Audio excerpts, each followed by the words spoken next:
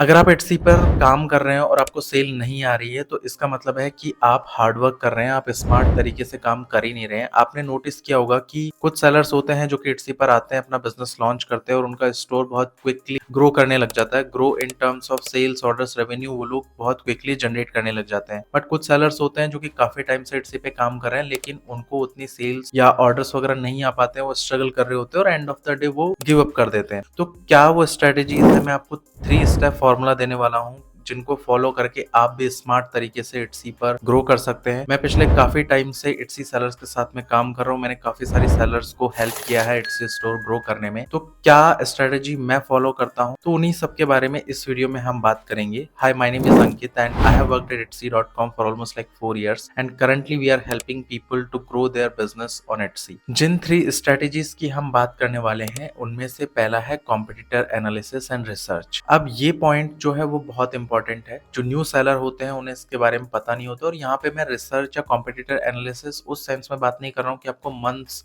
Spend करना है इस चीज के ऊपर। यहाँ पे इतनी कोई तगड़ी आपको कंपटीशन या मतलब रिसर्च वगैरह नहीं करनी है। बहुत सारे ऐसे टूल्स हैं जिनके थ्रू आप कॉम्पिटिटर एनालिसिस कर सकते हो, जैसे अल्यूरा हो गया, ई रैंक हो गया, इट्सी हंट हो गया, मर्मालीड हो गया, एवर भी बहुत सारे टूल्स हैं। फर्स्ट स्टेप यही होना चाहिए कि आप जो भी प्रोडक्ट सेल करने जा रहे हो, उस प्रोडक्ट को जो आपके कॉम्पिटिटर सेल कर रहे हो, ऐसी 3 से 5 शॉप आपको निकाल करके रखनी है। मैं आपको बोलूंगा कि मिनिमम आप 5 शॉप को जो है एनालिसिस करो, स्टडी करो। उसमें आप ये देखो कि आपके कॉम्पिटिटर ने कैसे, किस टाइप की प्रोडक्ट की फोटोग्राफी करवा रखी है, क्योंकि आपके लिए क्लिक लेना सबसे ज्यादा इंपॉर्टेंट है एज ए न्यू सेलर। तो आपको ये देखना है कि उनकी फोटोग्राफी किस स्टाइल की फोटोग्राफी है, उनकी कौन से एंगल्स है उनकी फोटोग्राफी के अंदर, उन्होंने किस प्राइस पॉइंट पे अपना प्रोडक्ट जो है वो रखा हुआ है, और उन्होंने किस टाइप से अपना डिस्क्रिप्शन लिखा हुआ है। तो ये सारा जो है आपको स्टडी करना पड़ेगा। जब आप कॉम्पिटिटर एनालिसिस करते हो, कंपटीशन को देखते हो, स्टडी करते हो, तो उससे आपको पता लगता है कि आपका जो प्रोडक्ट जो आप सेल करने वाले हो वो एक्चुअल में डिमांड में है भी या नहीं। क्योंकि एज ए सेलर आपको नहीं सोचना है, एज ए सेलर तो आपको आपका प्रोडक्ट बहुत अच्छा लग सकता है, लेकिन मार्केट में उसकी डिमांड है या नहीं, बायर उसको पसंद करेगा नहीं करेगा या नहीं करेगा। तो ये सारी चीजें आपको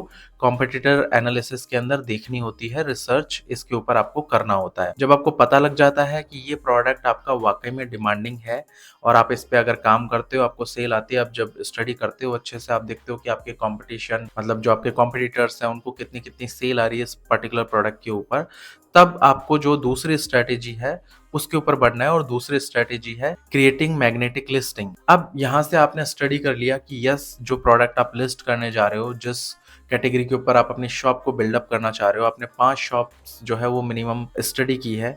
तो अब आपको आइडिया है कि आपके दिमाग में एक चीज सेट है कि मुझे किस टाइप की लिस्टिंग अब क्रिएट करनी है।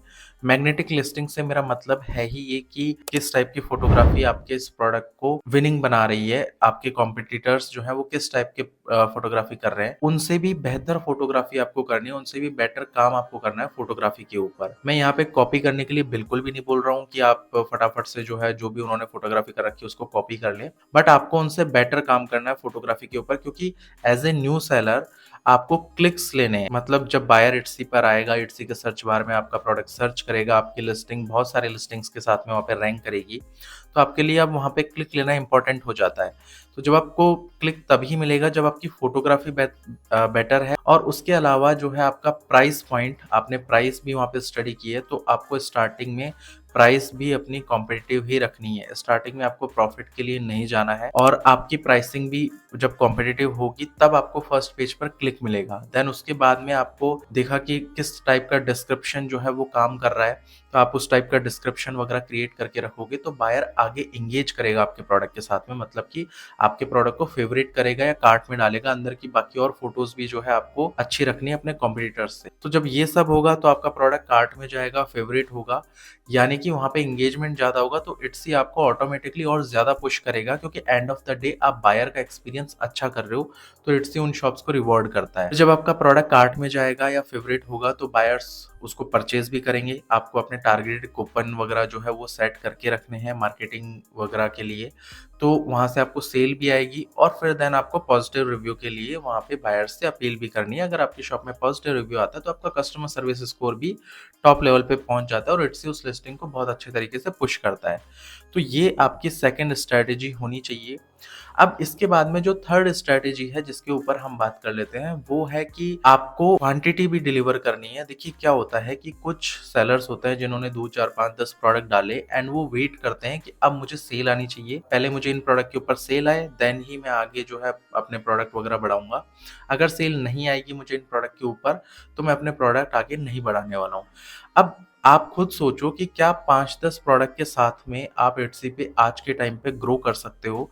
ये कुछ इस टाइप का हो गया कि आपने एक रेस्टोरेंट ओपन किया है और उसमें आपने मेन्यू में 2, 4, 5 आइटम लिख कर के छोड़ दिए हैं, करेक्ट?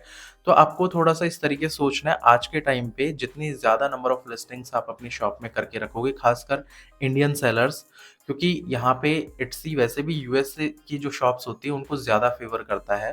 तो एज़ अ इंडियन सेलर अगर आपको वहाँ पे कम्पीट करना है तो आपकी शॉप में नंबर ऑफ लिस्टिंग्स भी ज़्यादा होनी चाहिए और ये तो खुद इट्सी बोलता है कि आपकी जितनी ज़्यादा नंबर ऑफ लिस्टिंग्स होंगी उतना ज़्यादा चांसेस होंगे सर्च रिजल्ट में रैंक करने के, राइट? आप इवन जो बड़े सेलर्स हैं इट्सी के उनको देखोगे तो वो भी ऐसा नहीं है कि आज वो बहुत बड़े हो गए तो उन्होंने अब लिस्टिंग वगैरह करना छोड़ दिया है। वो कॉन्स्टेंटली अपने लिस्टिंग्स वगैरह को अपडेट करते रहते हैं time to time.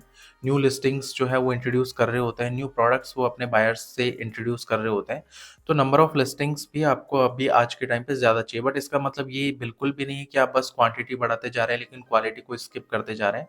Quantity plus quality दोनों चीज़ें आपको रखनी है और आपको एक माइंडसेट ऐसा रखना है। आपको ये नहीं सोचना है कि आप ज़ीरो से स्टार्ट कर रहे हैं। आप पहले से माइंड में ये सोचो, आप एटसे पे स्टार्ट कर रहे हो तो आप ये सोचो कि आपकी 500 या 1000 प्लस सेल आ गई है, अब आपका क्या माइंडसेट होगा? क्योंकि जब आप ज़ीरो माइंडसेट पे आ रहे होते हैं, एटसी पे आप सेल करना स्टार्ट करते हो, तो आपके दिमाग में ना बहुत ज़्यादा कि प्रॉफ़िट, मेरी इनकम फटाफट बढ़े, आप वहाँ पे बायर को वैल्यू देने का नहीं सोचते हो।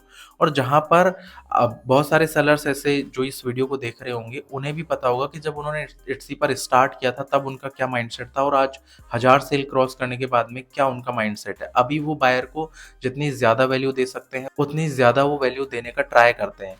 तो माइंडसेट आपको थोड़ा-सा अपना इस तरीके से रखना है कि पहले दिन से प्रॉफिट सीकिंग बहुत ज़्यादा नहीं करनी है। पहले आप ट्रस्ट बिल्डअप करो, आपकी शॉप में रिव्यूज़ नहीं है। पहले प्राइसेज़ वगैरह उस तरीके से आप करो कि आपको स्टार्टिंग में ऑर्डर्स आएँ। फिर जब आपकी शॉप में कुछ रिव्यूज़ आएँगे तब जाकर के आप अपनी प्राइसेज़ वगैरह बढ़ा सकते हो और प्रॉफिट गेन करने का सोच सकते हो। मतलब प्रॉफिट वगैरह आप जो है वो अपने मार्जिन बढ़ा सकते हो। तो आपको ग्रोथ के लिए रेगुलर एफर्ट लगाने पड़ेंगे।